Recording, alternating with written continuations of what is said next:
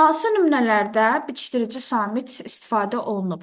Ağlayan sözündə sözün kökü ağlamaq feili olduğuna görə burada üzərinə an feili sifət şəkilçisi gəlib və y bitişdiricisindən istifadə olunub. Deməli, biri götürəcəyik. Güləyan sözündə isə sözün kökü gül üstə əyən feildən sifət düzəldən leksik şəkilçidir. Burada bitişdirici yoxdur.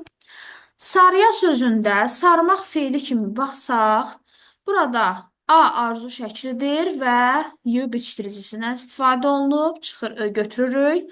Küləyə sözündə külək olmalı idi. Deməli, burada sait gəldiyi üçün ky əvəzləməsi baş verib. Həmçinin xəstəliyi sözündə də burada lik şəkilçisindən istifadə olunub. Sait gəldiyi üçün ky əvəzlənməsi baş verib. Deməli, 4 və 5-də bitişdirici samitdən istifadə olunmayıb. Cavabımız 1 və 3 olacaq.